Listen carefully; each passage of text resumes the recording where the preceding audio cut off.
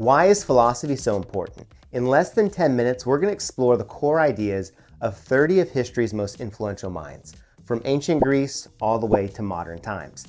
And these aren't just abstract theories gathering dust in old books. They're actually powerful insights that can transform how you see yourself, others, and the entire universe. So imagine having dinner with Plato, debating consciousness with Descartes, and exploring morality with Kant, all in the time it takes you to eat that salad you regret you brought for lunch. Because we're going to cut through the academic jargon and complex arguments and really just reveal the essential wisdom that has shaped human thoughts for generations. From questions about reality and knowledge to debates about happiness and the meaning of life, these philosophers have wrestled with humanity's biggest questions. Some of their answers might surprise you, challenge you, or even completely change your perspective. But by the end of this video, you're going to have a mental toolbox filled with 30 different ways to think about life's most important questions. Let's begin. First up, we have ancient philosophy. Socrates believed that the pursuit of knowledge and wisdom was the highest human good. He used a method of questioning known as the Socratic method to expose contradictions in people's beliefs and then to push them to think more critically. Next, we have Plato. Plato believed that the physical world is an imperfect reflection of an ideal, eternal realm of abstract forms or ideas. He argued true knowledge comes from contemplating these universal forms rather than relying on sensory experience of the material world. Aristotle believed that knowledge comes from observing and understanding the natural world. He emphasized the importance of using reason and logic to study the physical universe and human society. And then we're going to group these next ones together. We have the Stoics, and they believe that virtue, reason, and self-control, these are the keys to happiness and fulfillment. And they emphasized living in harmony with nature and accepting one's own circumstances and equanimity. Now we have Confucius, who emphasized moral cultivation, social harmony, and respect for tradition and authority. He believed individuals should fulfill their social roles and duties in order to maintain a well-ordered society. Let's move on to medieval philosophy. St. Augustine, was a Christian philosopher who sought to reconcile classical Greek and Roman thought with Christian theology. He emphasized the importance of divine grace, free will, and the afterlife in achieving salvation. Thomas Aquinas integrated Greek philosophy, particularly that of Aristotle, with Christian theology. And he argued that reason and faith are compatible, and that God's existence can be demonstrated through philosophical proofs. Avicenna was a Persian polymath who integrated Aristotelian and Neoplatonic thought with Islamic theology. He argued for the compatibility of reason and revelation and developed influential theories on the nature of the soul and existence. Rushdie was a medieval Islamic philosopher who reconciled Aristotelian thought with Islamic theology. He argued that reason and revelation are compatible and that philosophy and religion can both lead to truth. Maimonides was a medieval Jewish philosopher who sought to reconcile Jewish theology with Aristotelian philosophy. He emphasized the importance of reason and logical analysis in understanding God and religious teachings. This moves us now to the modern Western philosophy. Descartes argued that the only thing we can be certain of is our own existence, as expressed in his famous statement, "I think, therefore I am."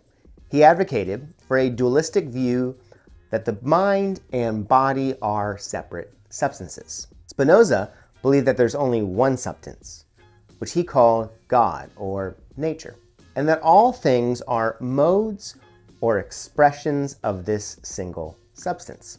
And he argued that true freedom and happiness comes from understanding our place within this deterministic, rational, metaphysical framework. Locke believed that the human mind is a blank slate at birth, and that knowledge comes from sensory experience. He argued for natural rights to life, liberty, and property, and that government authority is derived from the consent of the governed. Hume was a Scottish philosopher who argued that there is no innate a priori knowledge and that all of our beliefs and ideas, they're ultimately derived from sensory experience. And he was a prominent skeptic who questioned the existence of causality, the self, and much of traditional metaphysics. Mill was a prominent 19th century English philosopher and economist who advocated for utilitarianism and individual liberty. He argued the goal of morality should be to maximize overall human happiness and well-being, and that people should have freedom to pursue their own conception of the good life. Kant argued that the human mind constructs our experience of reality rather than simply perceiving an objective external world. He believed reason and morality are innate and universal, and that individuals have a moral duty to act according to rational universal principles. Hegel developed a complex philosophical system, arguing that reality and human history, they progress through a dialectical process of thesis, antithesis, and synthesis, ultimately moving towards greater self-consciousness and freedom. He believed that the ultimate reality is absolute spirit, or mind, which develops through stages of increased self-awareness, and it manifests itself in nature, human consciousness, art, religion, and philosophy. Schopenhauer argued that the world is fundamentally driven by a blind, irrational force he called will, which causes all beings to suffer through their endless striving and desires. He believed the only way to find peace was through aesthetic contemplation, particularly of art and music, and through practicing compassion while denying the will through ascetic practices. Nietzsche challenged traditional morality and religion, arguing that God is dead. Humans must create their own values and meaning through self-overcoming and embracing life's struggles to become what he called the Übermensch, which is often translated as Superman or Overman. He criticized Christian morality as slave morality that promotes weakness and instead advocated for a life-affirming philosophy that embraces power, creativity, and the eternal recurrence of all things. Now on to contemporary modern philosophy. Sartre argued that humans are condemned to be free, that we have no fixed essence or nature, and must create ourselves through our choices in a universe that has no inherent meaning or purpose.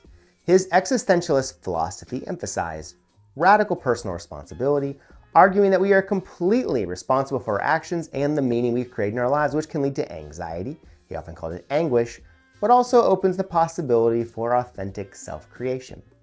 De Beauvoir argued that one is not born, but rather becomes a woman, meaning that feminine identity and roles are socially constructed rather than biologically determined, and that women have historically been defined as the other in relation to men.